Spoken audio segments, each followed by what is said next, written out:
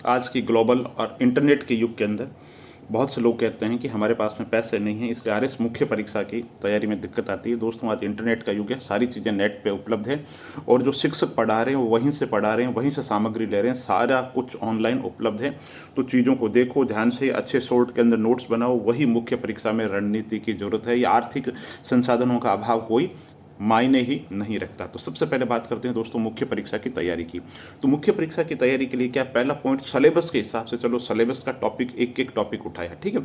Syllabus के अंदर छोटा सा जैसे एक टॉपिक है राजस्थान के पुरातात्विक स्थल। अब बात वो है कि पुरातात्विक स्थल मैटर में ज़्यादा दे रखा है, तो आप एक सारणी बनाओ, पुरातात्विक स्थल है ना, पुरातात्विक स्थल में बताओ साहब के पूरा पाषाण के कौन से है, मध्य पाषाण के कौन से है, नव पाषाण के कौन से है, ताम्र पाषाण कौन है, कांस्य युगीन कौन है, लो युगीन कौन है, बौद्ध युगीन कौन है। तो इस तरीके से बनाओगे, सारणी बना करके तैयारी करोगे, आपका काम बहुत ही ईजी हो जाएगा। अब अरावली पर्वतमाला है, अरावली पर्वतमाला का सपोज करो 100 शब्दों के अंदर पूछ लिया, अरावली पर्वतमाला पर टिप्पणी कीजिए, ठीक है। अब यही अरावली पर्वतमाला की तरह आप महान मरुस्थल कर लो, इसी तरीके से हाड़ौती का पठार कर लो, फिक्स एक रखो जैसे अरावली पर्वतमाला पे लिख रहे हैं, ठीक। तो सबसे पहले तो हिस्ट्री में जाओ, हिस्ट्री में जब जाओगे तो प्री कैम्बियन काल की है, इतनी पुरानी है, ठीक है। और कोई उपनाम है अडावल वगैरह वो है। फिर ये करती क्या है ना, तो जैसे मान लो या पहले पैटर्न ये रखो, निकलती कहाँ से कि साहब यहाँ से निकल करके रायसेन पहाड़ी तक फैली है। फिर लंबाई कितनी है, राजस्थान के अंदर लंबाई कितनी है, ये बात कह दी। फिर आपने कह दी साहब ये अरावली जो पर्वतमाला इसका पार्टीशन कर दो, जैसे मैंने बताया पुरातात्विक स्थल में वर्गीकरण किया, इसमें भी उत्तरी अरावली, मध्य अरावली, दक्षिण अरावली। उत्तरी अरावली के अंदर फिर बता दो जिले कौन से, दक्षिण में कौन से, मध्य के अंदर कौन से। फिर उसके वहाँ पे कोई महत्वपूर्ण जो पर्वत शिखर है उसकी चर्चा कर दो। पर्वत शिखर में भी सारों की चर्चा नहीं करके, जैसे मान लो गुरु शिखर सबसे है तो महत्वपूर्ण है तो उसकी चर्चा कर दी, है ना, 2-3 की और चर्चा कर दी, ये बात कर दी। इसके अलावा बाद में आपको कोई जैसे ये जल विभाजक का काम करती है, वृष्टि छाया प्रदेश जो पड़ता है उसकी चर्चा कर दी, खनिज संसाधनों की दृष्टि से चर्चा कर दी, है ना, वर्षा की दृष्टि से क्या स्थिति उसकी चर्चा कर दी, इसका महत्व बता दिया। एक लाइन लास्ट के अंदर आप लिख लिए कि भाई अवैध जो खनन चल रहा है उसकी वजह से माननीय न्यायालय ने जो निर्णय दिया है वो बता दो अरावली पर्वतमाला। और अरावली पर्वतमाला को लेकर के मतलब सरकार कोई योजना वगैरह चला रही, इस तरीके से खत्म कर दो। तो ये कि ये बात दूसरे पैटर्न पे आपको लिखना है, ठीक है। तो कहने का मतलब क्या है, मुख्य परीक्षा के लिए जब पढ़ो तो एक तरफ शॉर्ट में नोट्स बना लो कीवर्ड का प्रयोग करते हुए, और साथ में मेंटल एक्सरसाइज कर लो। जैसे एक छोटा सा टॉपिक है दोस्तों, प्रजामंडल का महत्व क्या है। अब प्रजामंडल का महत्व मान लो उसके पास में आपके 7-8 पॉइंट आपके दिमाग में रहने चाहिए, है ना। जयपुर प्रजामंडल का अलग से महत्व पूछे तो भी चीजें वही आएगी, जोधपुर प्रजामंडल पूछेगा तो भी महत्व आएगी। क्या हुआ, उन्होंने राजनीतिक रूप से सुधार की, प्रतिनिधिक संस्थाओं की शुरुआत की बात कही उन्होंने शिक्षण संस्थाओं की सुधार की बात की, उन्होंने जो राजाशाही थी उस पर नियंत्रण की बात कही, लोकतांत्रिक तरीकों की बात की, है ना, शासन के अंदर विकेंद्रीकरण की बात की थी, राजनीतिक आर्थिक सामाजिक सुधार की बात की थी। तो वो जो प्रजामंडल का महत्व है वो 10-12 कीवर्ड आपको शॉर्ट नोट्स के अंदर भी लिख लेना है। और जैसे जयपुर पूछे तो जयपुर के रेफरेंस के अंदर लिख दो, जोधपुर पूछे तो जोधपुर के रेफरेंस के अंदर लिख दो। तो बात आरएस की मुख्य परीक्षा के लिए सिलेबस पे फोकस करो, फिर शॉर्ट के अंदर नोट्स बनाओ, नोट्स के अंदर कीवर्ड्स जो है उनका प्रयोग करो, और कीवर्ड्स का प्रयोग करोगे, लिख लिख के अभ्यास करोगे तो भाषा के अंदर तारतम्य आ जाएगा। जो इंदिरा गांधी नहर परियोजना पूछे तो दिमाग के अंदर सीधा सा चलना चाहिए कि भाई बहुउद्देश्य परियोजना, बहुउद्देश्य परियोजना, नींव ये रखी गई, प्रारूपकार ये था और उद्घाटन इसने किया था, इतनी लिफ्ट नहरें हैं, ठीक है, इतना सिंचित क्षेत्र है, यहाँ की और अन्य कोई महत्वपूर्ण तथ्य करके वहाँ लिख दो। तो मेंटल एक्सरसाइज ऐसी होनी चाहिए, एग्जाम में सोचने का जरूरत नहीं मिले, मौका ही नहीं होना चाहिए, खट खट खट खट खट लिख दे। इससे समय की भी बचत होगी। और कुछ सवाल ऐसे पूछे जाते हैं जो ऑन द स्पॉट हमें सोचना पड़ता है, तो वो बहुत समय ले लेता है। वो समय कैसे ले लेता है, जैसे सपोज करो आप आतंकवाद टॉपिक है, आतंकवाद के लिए आप कुछ पढ़ के ही नहीं गए हो ना, या आपके पास में जानकारी कम है, ठीक है, और वो सवाल पूछ ले कि आतंकवाद को लेकर के भारत सरकार ने विभिन्न कानून जो लेके आई उनकी समीक्षा करूं, तो वो कानून आपको पता नहीं, तो वो हो सकता है 100 शब्द का सवाल आपका 10 मिनट या 15 मिनट खा जाए, तो वहाँ फिर वो समय का मैनेजमेंट बिगड़ जाता है। इसलिए घर से जो चीज़ें आ रही है ना उनको तो बिल्कुल रेडीमेड, जैसे फास्ट फूड पिज़्ज़ा जाते ही तैयार कर देते हैं, तो वैसे ये फास्ट फूड है आपके पास में तैयार रहना चाहिए। तो इस तरीके से तो राजस्थान का सामान्य अध्ययन में तो कोई दिक्कत नहीं, लक्ष्य से पढ़ो, आप अच्छे नोट्स बनाओ। राजस्थान की जो भूगोल है उसके लिए मैप के माध्यम से हर जो चीज़ कहो, कोई भी चीज़ पूछे तो उसके अंदर मैप इंडिकेशन, शॉर्ट के अंदर मैप बनाना सीख लो। इसी तरीके से राजस्थान की कला संस्कृति के लिए जय सिंह नीरज पढ़ो, और शॉर्ट के अंदर उसके नोट्स बनाओ, पिछले सालों की पेपर देखो, उससे आपको पता चलेगा कैसे सवाल पूछे जा रहे हैं, आपको जो उत्तर लिखना है वो कैसे लिखना है। और राजस्थान की अर्थव्यवस्था की बात करूं तो दोस्तों, अर्थव्यवस्था के अंदर नाथूराम का सर की जो किताब बहुत अच्छी है, बजट को शॉर्ट के अंदर उसमें नाथूराम का सर से नोट्स बनाओ, उसके अंदर वो चीज़ें ऐड कर लो और आर्थिक समीक्षा ऐड कर लो। कैसे ऐड कर लो कि नाथूराम का सर की किताब मान लो सपोज करो 1 साल पुरानी है, अब उसमें राजस्थान राजकोष से घाटा है तो उसमें नोट कर लो राजकोष से घाटा की, जैसे मान लो कृषि को लेकर, सहकारिता को लेकर, उद्योग को लेकर के, महिला विकास को लेकर के इस 1 साल के अंदर जो बजट में घोषणा की गई आर्थिक समीक्षा की, उसको उसका जो पॉइंट है उसके अंदर नाथूराम का सर के अंदर नोट कर लो, उसी को आधार मानो, ठीक है। और अर्थव्यवस्था की तैयारी दोस्तों ऐसे करो, जो फैक्ट है वो तो आपको वैसे याद करने हैं, फैक्ट कोई अनंत फैक्ट याद नहीं करने, फिक्स रखो कि 100-150 फैक्ट है मेरे को वो याद करने हैं। अब अर्थव्यवस्था की तैयारी कैसे करनी है, अर्थव्यवस्था में मैं बता रहा हूँ, जैसे फटाफट फॉर्मूला जो पूछे राजस्थान की अर्थव्यवस्था की विशेषताएं क्या है, तो साहब ये लो अर्थव्यवस्था की विशेषताएं, कृषि की ये स्थिति है, उद्योग की ये स्थिति, वो आंकड़ों के साथ में जो आपने आर्थिक समीक्षा के अंदर पढ़ो, टू द पॉइंट बात कहोगे। जैसे राजस्थान की आर्थिक समीक्षा में दे रखा राजकोष से घाटा, तो अर्थव्यवस्था में जो विशेषता पूछे तो उनको वहां भी इंडिकेशन, समसामयिक जो बोध है, ट्रेडिशनल उत्तर में भी समसामयिक जो मुद्दे हैं या उससे उस चीज को जोड़ना है। और इसके अलावा फटाफट चीजें होनी चाहिए, कैसे, जैसे राजस्थान के अंदर शिक्षा को लेकर के क्या किया जा रहा, तो ये लो ये खटाखट योजनाएं पूछे, राजस्थान के अंदर महिला साक्षरता को लेकर के कौन कौन सी स्कीम चली जा रही, तो यूं याद होना चाहिए 1111 सारी की सारी जो योजनाएं हैं वो याद होनी चाहिए। और दोस्तों होता क्या है, देखो आप तैयारी करके जाते हो, जैसे एक छोटा सा उदाहरण देखे जाते हो ना, मुद्दे से भटक करके फिर वापस अर्थव्यवस्था पे आते हैं। जैसे राजस्थान के वाद्य यंत्र, आप अलग से मोरचंग, एक तारा, 2 तारा, इस तरीके से अलगोजा करके जाते हो। और मुख्य परीक्षा के अंदर क्या है कि 100 शब्दों में पूछ लिया राजस्थान के वाद्य यंत्र, तो अब उसके अंदर सारी चीजों को लपेटना है। सारे में कैसे लपेटना, 4 तरीके के वाद्य यंत्र उनको भी लपेटना है, परिभाषा भी देनी है, तत्व कौन से, सुशिर कौन से, वो भी देनी है, और नाम भी बताने हैं। इसलिए मैं कहता हूं एक लिस्ट बनाओ, लिस्ट से इतनी अच्छी तैयारी होगी, कहीं जाने की जरूरत नहीं। साहब ये राजस्थान के वाद्य यंत्र, ये 4 लिस्ट बनाई, ये है, ये है, इस तरीके से। तो परीक्षा के अंदर क्या, और आपको एक साथ में जब सवाल पूछ ले जाते हैं ना तो नहीं आता, अलग अलग के अंदर आप भी बता देते हो। कैसे कि जैसे मैं आपसे पूछूं राजस्थान के क्रांतिकारियों में सागरमल गोपा का क्या योगदान है, तो सागरमल गोपा आप बता दोगे। लेकिन आपको एक साथ में राजस्थान के क्रांतिकारी पूछ लें, टीचर ही पूछ सकता है ना, 100 शब्दों में क्या दिक्कत है, नाम की चर्चा कर सकता है। तो वहां पे हो सकता है 4, जैसे 20 क्रांतिकारी है तो आपको हो सकता है 5 नाम याद नहीं आए, फिर आपके तो हमें नंबर नहीं मिलते, तो चीजें सारी लिख ही नहीं पाते, नंबर कहाँ से आएंगे। अब वापस बात करते हैं अर्थव्यवस्था की। जैसे अर्थव्यवस्था में राजस्थान की कृषि, 3 तो टॉपिक है, या तो कृषि क्षेत्र हो सकता है, या उद्योग क्षेत्र हो सकता है, या सर्विस इंडस्ट्री हो सकती है। तो आपको दिमाग में क्लियर होना चाहिए, जो ही कृषि पूछे कि साहब राजस्थान के अंदर कृषि के अंतर्गत जीडीपी के अंदर इतना योगदान है, आज़ादी के समय हमारी ये स्थिति थी, वर्तमान के अंदर राज्य सरकार के द्वारा कृषि के लिए ये योजनाएं चलाई जा रही है, ये कृषि में बाधाएं हैं, ये की ये बात उद्योग के अंदर होनी चाहिए। इसी तरीके से राजस्थान के जितने भी उद्योग धंधे हैं, प्रमुख उद्योग धंधे हैं, जो भाई अर्थव्यवस्था में भी मैथ्स की तरह अंक आते हैं, लेकिन चीज़ें आपको याद होनी चाहिए, तभी तो शिक्षक नंबर देगा। जैसे सपोज करो राजस्थान के अंदर सीमेंट उद्योग पूछ ले, अब सीमेंट उद्योग के अंदर 100 शब्द में पूछ रहे हैं, है ना, तो आपको पूरा पता होना चाहिए राजस्थान में सीमेंट उद्योग के साथ किस तरीके का उद्योग है, उसकी चर्चा करो हल्की सी। फिर राजस्थान में सबसे पहले सीमेंट की फैक्ट्री कहाँ स्थापित की, वो की गई। फिर बड़ी फैक्ट्रियों की चर्चा करो जिसमें सारी की सारी फैक्ट्रियाँ, सारे के सारे ग्रुप आ गए। यहाँ भी आप सोच रहे हो कि साहब मेरा उत्तर पूरा हो गया या नहीं, उत्तर पूरा नहीं हुआ। उसमें आप बताओ कि अभी हाल ही के अंदर कौन कौन से सीमेंट को लेकर MOU है, या बड़े ग्रुप जो है कौन कौन से आ रहे हैं, या और लास्ट के अंदर हल्की से चर्चा है कि सीमेंट जो उद्योग है उसमें प्रॉब्लम क्या है, हमारी स्थिति क्या है। तो मतलब समग्र जो चीजें हैं ना, तो कीवर्ड्स के अंदर ये बातें लिखो आप उनको और नोट करो। इसी तरीके से जैसे मान लो सपोज करो राजस्थान के अंदर एक टॉपिक पूछ लिया कि राजस्थान के अंदर सहकारिता। अब सहकारिता पे मान लो 5 पेज पढ़ रखे हैं आपने, तो उसको मतलब नहीं, वो तो 100 शब्द के अंदर लिख करके कह देगा साहब राजस्थान के अंदर सहकारिता उद्योग पर टिप्पणी कीजिए। 100 शब्द है, 1 पेज है मुश्किल से। अब आप सारे जो बिखरे ज्ञान उसको तैयार नहीं कर पाते हो, तो आप सबसे पहले माइंड के अंदर ही रखो। पहले लाइन के साथ में सहकारिता की शुरुआत इस देश के अंदर हुई, जैसे जर्मनी के अंदर हुई, ओवेन को जनक माना जाता है। फिर सब एक के लिए, एक सब के लिए। फिर हल्का सा झंडे का कोष्टक में झंडे का, सप्तरंगी झंडे की बात करते हो। राजस्थान के अंतर्गत सहकारिता की स्थापना सबसे पहले जैसे भिनाई के अंदर की गई। फिर आपको सहकारिता, राजस्थान के अंदर सहकारिता को लेकर के 1965 में एक्ट आया, फिर 2001 में एक्ट आया, फिर नए एक्ट की चर्चा कर दो। फिर कह दो 97 के द्वारा भारत सरकार ने सहकारिता को कान संविधान संशोधन के द्वारा मतलब संविधान के अंदर स्थान दे दिया गया है, जिससे सहकारिता तंत्र और अधिक स्वायत्त और अधिक डेमोक्रेटिक बना। फिर एक वही बात वापस जैसे मैं कह रहा हूँ, सारणी बनाओ राजस्थान के अंदर सहकारिता, तो सहकारिता के लिए कौन कौन सा त्रिस्तरीय ढांचा है, तो त्रिस्तरीय ढांचा बताओ कि साहब ये त्रिस्तरीय ढांचा है।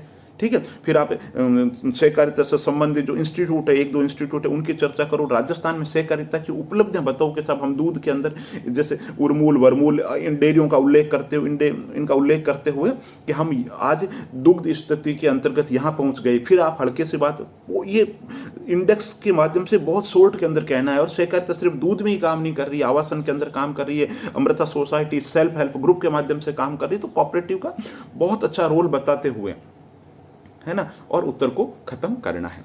तो आप मोटा मोटी जो बातें हैं वो समझ गए होंगे कि जो नोट्स बनाओ उसके अंदर कीवर्ड्स का प्रयोग करो, और मेंटल एक्सरसाइज आपके पास में ज़्यादा से ज़्यादा होनी चाहिए। इसमें किसी भी शिक्षक की जरूरत नहीं है।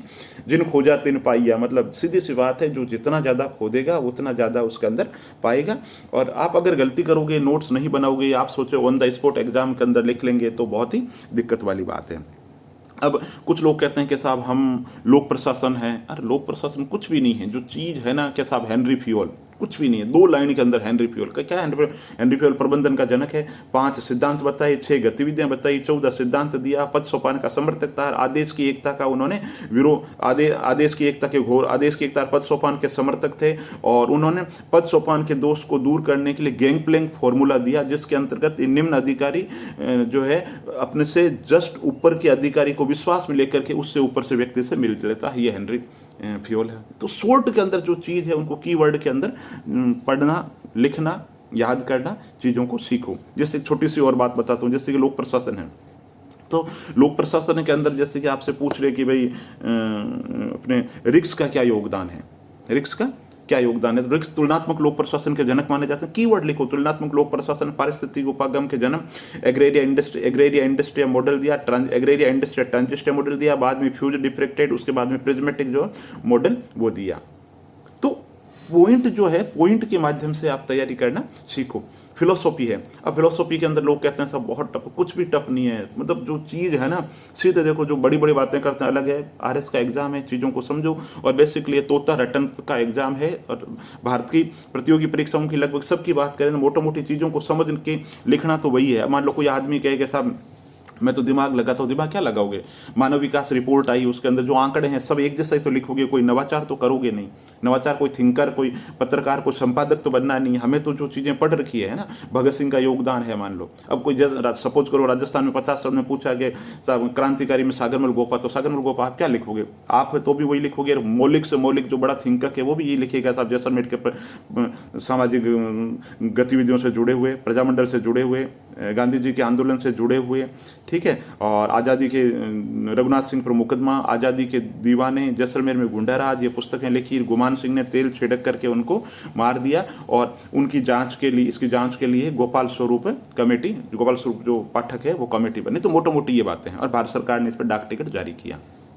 अब नया आप क्या लिखोगे? यही चीज़ें जो किताबों में है, यही चीज़ें आप लिखोगे। खैर, तो आप जैसे कि लोक प्रशासन है, चाहे दर्शन शास्त्र है, तो चीज़ों को समझो। जैसे मान लो गांधी जी का दर्शन शास्त्र है ना, गांधी जी का नीति शास्त्र है। सपोज के छोटा सा टॉपिक ले लेते हैं, अहिंसा।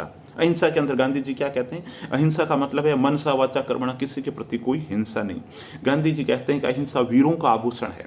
ठीक है, गांधी जी अहिंसा को अनकंडीशनल नहीं मानते। गांधी जी कहते हैं अगर दासता में और अहिंसा में से मुझे किसी एक चीज़ को चुनना होगा, ठीक है, मतलब गांधी जी कहते हैं कि अगर भय डर उसको चुनना है तो मैं उसको नहीं चुनूंगा, मैं अहिंसा को चुनूंगा। जो हिंसा है ना, वो गांधी जी कहते हैं कि जो भाई हिंसा जो है ना, वहाँ हिंसा को चुनूंगा। जहाँ अन्याय है, जहाँ शोषण है, बिल्कुल वहाँ पर मुझे अहिंसा मंजूर नहीं है। अहिंसा जो है वीरों का जो आभूषण नहीं है, ये कायरों का आभूषण नहीं है, ये भाषा वीरों का आभूषण है। तो वापस मुद्दे पे आता हूँ। ये तो जनरल व्याख्या हो गया। परीक्षा के अंदर लिखना, तो परीक्षा के अंदर गांधी जी क्या लिखते हैं? गांधी जी लिखते हैं कि अहिंसा की व्यापक और सकारात्मक परीक्षा देते हैं। सकारात्मक जो परिभाषा है वो देते हैं। और गांधी जी कहते हैं कि जो अहिंसा है ना, वो प्राणी मात्र के प्रति होनी चाहिए। और अहिंसा क्या है? जो सत्य रूपी जो साध्य है उसका साधन है अहिंसा। ठीक है। और गांधी जी ने एक बार एक गाय का जो बछड़ा था वो तड़प रहा था, तो उसको इंजेक्शन देकर के गांधी जी ने कहा इसको मार दो। तो इसका मतलब गांधी जी की जो अहिंसा है उसके अंदर अपवाद के लिए जगह है। यानी ऐसा नहीं कि अहिंसा मतलब अहिंसा। वो कहते हैं अगर अन्याय हो रहा, शोषण हो रहा हो, तो वहां पे अहिंसा मंजूर नहीं है, वहां पर हिंसा ज़्यादा अच्छी है। तो यह चीज़ आपने समझ ली। अब इसको 15 शब्द में, 50 शब्द में, 100 शब्द में वैसे तैयार कर लो। अब गांधी जी का सपोज करो सर्वोदय है। अब सर्वोदय के अंदर जॉन रस्किन से प्रभावित है। भारत के जो दर्शन है, अद्वैत, वेदांत, जैन दर्शन, इन सब का प्रभाव है। सबके उदय की बात करते हैं, सब तरीके से उदय की बात करते हैं, सबका सब तरीके से उदय, यानी गरीब का, अमीर का, स्त्री का, पुरुष का, विकासशील देश का, विकसित देश का ये विकास हो, और शारीरिक रूप से भी विकास हो, मानसिक रूप से भी विकास हो, नैतिक रूप से भी विकास हो, आध्यात्मिक रूप से विकास, सबका सब तरीके से विकास है, ये सर्वोदय है। अब आपने पढ़ लिया, क्या टीचर पढ़ाएगा? तो कहने का मतलब जो बड़ी बड़ी चीज़ें हैं उनको पढ़ो और उसको शॉर्ट के अंदर करना सीख लो। इसी तरीके जैसे बात करें, छोटे टॉपिक है ना, योग, खेल, और आपके ये साइकोलॉजी वाला टॉपिक बुद्धि। तो इसमें भी क्या समझो कि आईक्यू क्या है, तो आईक्यू याद कर लो 50 शब्दों के अंदर आईक्यू। ठीक है। इसी तरीके लॉ के जो टॉपिक है उनमें भी कोई भाषा बताने के लायक है नहीं। जो चीज़ है कि साहब क्या अंतर है, लूट और डकैती में क्या है, तो ये लिस्ट बनाई कि साहब ये लूट है, ये डकैती है।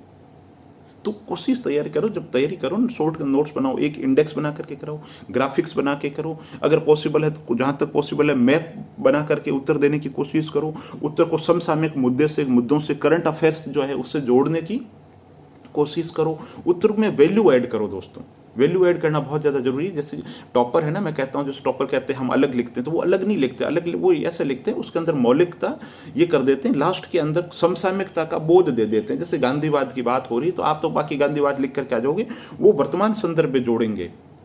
योग से जैसे आप ट्रेडिशनल उत्तर लिख के आ जाओगे, वो कहोगे, वो जो टॉपर है वो ये कहेगा साहब योग की महत्ता को पूरी दुनिया ने स्वीकारा है, इस तारीख को अंतर्राष्ट्रीय योग दिवस मनाया जा रहा है जो योग की महत्ता का प्रमाण है। तो उत्तर के साथ में समसामयिक जो बोध है उससे जुड़ना जरूरी है। इसी तरीके से भारतीय संविधान की बात करें तो भारतीय संविधान के भी जो टॉपिक है उसको शॉर्ट के अंदर लिख लो। आप सोचते हो कि वहां लिख देंगे, वहां नहीं लिखा जाता, घर से तैयार करके जाओ। कैसे तैयार करके जाओ? जैसे सपोज करो एक न्यायिक पुनरावलोकन टॉपिक है ना, तो आप न्यायिक पुनरावलोकन के अंदर आप लिखोगे, न्यायिक पुनरावलोकन न्यायपालिका की वह शक्ति है जिसके अंतर्गत वह कार्यपालिका और विधायिका के द्वारा बनाए गए नियमों की वैधता अवैधता का परीक्षण करती है। एक पॉइंट ये हो गया, कहाँ से लिया गया? अमेरिका से लिया गया। फिर कुछ उदाहरणों की चर्चा कर ली। इसी तरीके से पूछे न्यायिक समीक्षा क्या है, यही न्यायिक समीक्षा है। ठीक है। अगर भाई न्यायिक समीक्षा कह दो, न्यायिक पुनरावलोकन कह दो, एक ही चीज़ है। अगर पूछे न्यायिक सक्रियता क्या है, तो चीज़ें वही है। आप वापस उसमें लिखोगे कि न्यायपालिका के द्वारा जनता के हित के अंदर उठाया गया सकारात्मक कदम है जिसके अंतर्गत वे पहल करते हुए। तो ये भाषा को कनेक्टिविटी देना बहुत ज़्यादा जरूरी है। सीधी बात कहने की बजाय भाषा के अंदर प्रवाह होना जरूरी है।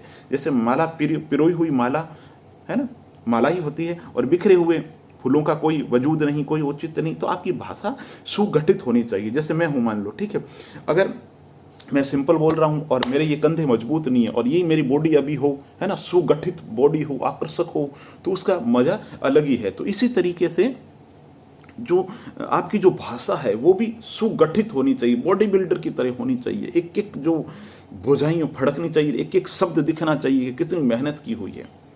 ठीक है। और जो मेहनत करता है वो दिख जाता है दोस्तों। अगर मान लो कोई आदमी है रोज जिम जाता है तो उसका शरीर बोल जाता है।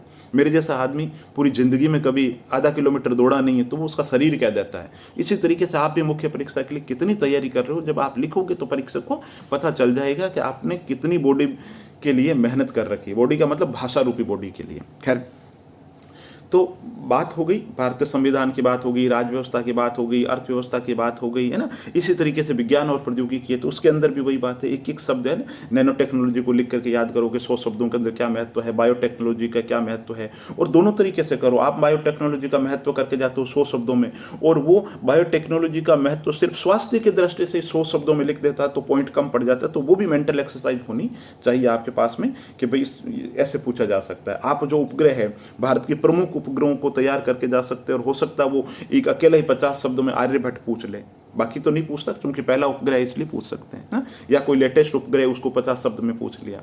तो कभी भाषा की लिखने के लिए मैटर कम पड़ जाता है, तो उस चीज़ के लिए भी मेंटली मुख्य परीक्षा के जब सिलेबस है उसको फोकस करो कि हर टॉपिक में सोचो ये सवाल 50 सब में पूछ सकते हैं, 15 में भी पूछ सकते हैं, 100 में भी पूछ सकते हैं, मुझे इसको टेकल कैसे करना है। ठीक है, अब बात करें हिंदी और अंग्रेजी। तो हिंदी और अंग्रेजी का जो पेपर है वो भी अच्छे नंबर दिलाने वाला पेपर है। टॉपर के 140 से 50 तक नंबर आते हैं, पिछले सालों के अंदर देखे होंगे आपने। इसमें भी वही बात है, लिख लिख करके अभ्यास करो, ग्रामर में कोई गलती नहीं होनी चाहिए, ग्रामर को घुट्टा मारो लिख लिख करके। ठीक है, पर्यायवाची है तो ऐसे, जैसे कि नेत्र है तो नेत्र के सामने हाथ रख दो, है ना, नेत्र रख दिया, नयन लोचन, अब लोचन चक्षु अक्षी दर्ग। अब उसमें देखो, वहाँ भी आप जब देखो ना, बिल्कुल मान लो हाथ रख रखा, वर्तनी संबंधी अशुद्धि नहीं है। जैसे आपसे मान लो पूछा, कोयल पूछा, अब कोयल का मान लो पर्यायवाची है, सपोज करो पिक, अब पीक है पिक है, तो वो भी चीज़ आपको आनी चाहिए, क्योंकि वर्तनी संबंधी अशुद्धि हो गई तो उसका एक तो शिक्षक पर मनोवैज्ञानिक रूप से प्रभाव पड़ेगा, उसको पता लग जाएगा कि इसकी हिंदी भाषा पे पकड़ नहीं है, तो वर्तनी बिल्कुल नहीं होनी चाहिए अशुद्ध। तो और इसका अप्रत्यक्ष रूप से प्रभाव बहुत ज़्यादा पड़ता है। ठीक है, और जो ड्राफ्टिंग का जो पोर्शन है, चाहे लेटर राइटिंग की बात हो चाहे पलवन की बात हो, उस पर बहुत अभ्यास करो। जैसे कि गद्यांश है तो गद्यांश के अंदर बात संक्षेपण के अंदर कहना सीखो। और गद्यांश मैं कहता हूँ हिंदी का जो गद्यांश है ना, वो बहुत ही महत्वपूर्ण है। और वो महत्वपूर्ण इसलिए है, आप उसको यूँ समझो, वो जीके के प्रश्न पत्र में भी आपकी हेल्प करता है ना। संक्षेपण क्या है, 100 शब्द में बात कह दी, उसको 30 शब्द में कहना, तो ये संक्षेपण है, कौन सा कहना है कौन सा छोड़ना है। ठीक है, जैसे मान लो मैं हूँ, है ना, मेरे बारे में आप ये कहते हो कि सर को पढ़ाना नहीं आता, एक बात को बार बार कहते हैं। ठीक है, तो इसका मतलब एक शब्द हो गया पृष्ठ पेषण, ज़्यादा कहने की जरूरत नहीं है। आप ये कहते हो कि साहब राम है ना, राम किसी के काम का नहीं है, राम 24 घंटे खुद की तारीफ करता रहता है, औरों में दोष देखता रहता है। तो एक शब्द हो गया, क्या शब्द हो गया, दूसरों के तो छिद्रान्वेषी हो गया, और आत्म प्रशंसा और आत्म प्रशंसा से मुक्त और छिद्रान्वेषी। तो ऐसे शब्दों का जब चयन करोगे ना, वो गद्यांश में भी शॉर्ट में काम आएंगे, शॉर्ट करने में। और जीके की प्रश्न पत्र भी बेसिकली जो आरएस का जो एग्जाम है, संक्षेपण की कला है, जो चीज़ आती है उसमें से कौन सा छोड़ना है कौन सा लिखना है, सारगर्भित रूप से बात आनी बहुत ज़्यादा जरूरी है। इस तरीके से अंग्रेजी का जो प्रश्न, हिंदी के लिए राघव प्रकाश बेस्ट है, और कुछ भी पढ़ने की मेरी दृष्टि से जरूरत नहीं है, बार बार लिखो बार बार। ठीक है, और अंग्रेजी के प्रश्न पत्र की बात करें तो बीके रस्तों की बहुत अच्छी किताब है, और टेंस हो चाहे प्रीपोजिशन हो, है ना, इडियम्स फ्रेजेज है, इसमें भी वही बात है, घोटा मार लो। आप ये सोच रहे हो, बिल्कुल मान लो कि लिप्स एंड बाउंड्स है, यहाँ पर एग्जाम में लिख लेंगे, तो हम हिंदी मीडियम के हैं, हमारी इंग्लिश इतनी अच्छी नहीं है, उस वाक्य प्रयोग को ही रट लो, लिप्स एंड बाउंड्स। अब आप ये सोच रहे हो, बिल्कुल मान लो लिप्स एंड बाउंड्स हम वहाँ लिख देंगे, तो वहाँ नहीं लिखा जाएगा। देखो, यहाँ तो कोई प्रीपोजिशन की गलती कर देंगे, या हम कोई वो जो स्पेलिंग है वो गलती कर देंगे। तो इसके लिए ज़रूरी है जो दे रखा हूबहू, जो चीज़ें आ रही है उसको हूबहू किताब में जो है ना, जो भी याद कर रहे हो उसको हूबहू याद कर लो। ठीक है, टेंस है तो टेंस के अंदर भी कुछ सेंटेंस ऐसे कर लो बिल्कुल के साहब ये टेंस है और ऐसे है, ये इसका उदाहरण है ना भाई। जैसे राम पढ़ रहा है, तो अब राम शब्द है पढ़ रहा है, अब इसी को सारे टेंस के अंदर फिट रखना है, इसी का format active voice passive voice में रखो, इसी का डायरेक्ट इनडायरेक्ट के अंदर रखो। तो बीके रस्तोकी की जो किताब है वो किताब पढ़ लो आप। ठीक है, और जो जैसे आपने टेंस पढ़े तो टेंस से संबंधित फिर पीछे जो ऑब्जेक्टिव दे रखे हैं वो मिला लो, उससे आपको पता चल जाएगा कि आपकी पकड़ हो रही है या नहीं हो रही। तो लेटर राइटिंग भी अच्छी तरीके से करो, 8-10 लेटर लिखो, ऐसे के अंदर भी लिखो। ऐसे के अंदर भी जैसे मान लो आप ऐसे लिख रहे हो, प्रेसी राइटिंग लिख रहे हो, तो उसमें कोशिश करो कि कुछ इडियम्स का प्रयोग, फ्रेजेस का प्रयोग उसके अंदर हो ही हो। जैसे लेटर राइटिंग है, उसमें आपने लुक इनटू द मैटर, तो नेचुरली है वो look into the matter word है, उसका प्रयोग होना ही है। तो आप ऐसे उस, है ना, न्यूज़पेपर को के एडिटर को लेटर लिखा जाएगा तो उसकी भाषा अलग होगी, तो आप घर से वो फिक्स कर लो, है ना, कैसा आप ये चीज़ें, तो ये सांचा तो फिक्स है जिसका प्रयोग करना ही है। तो इस तरीके से अंग्रेजी की तैयारी कर सकते हो। और दोस्तों, घर वालों को दोष मत दो कि साहब हमारे पास कोचिंग नहीं है, हमारे पास 40,000 50,000 रुपये नहीं, हम कोचिंग कहाँ से करें। तो आज के इंटरनेट के युग के अंदर बढ़िया से बढ़िया सामग्री उपलब्ध है। जो ही आप डालोगे राजस्थान के लोकगीत, तो है ना, बहुत सारी वेबसाइट पे मैटर मिल जाएगा। लोकगीत का महत्व क्या है, चीज़ें आपको पढ़नी है, आपको समझनी है, लड़ाई आपकी है, खुद को लड़नी है। ठीक है ना, और ज़्यादा क्या कहूँ, आप बहुत समझदार हैं। और प्लेलिस्ट में मैंने वीडियो बना रखे हैं आरएस प्रारंभिक परीक्षा मुख्य परीक्षा को लेकर के, आप देखना चाहते हैं तो देख सकते हैं। आपकी कोई जिज्ञासा है, आपको का कोई सवाल है, आप मेरे से पूछ सकते हैं। बहुत बहुत धन्यवाद दोस्तों।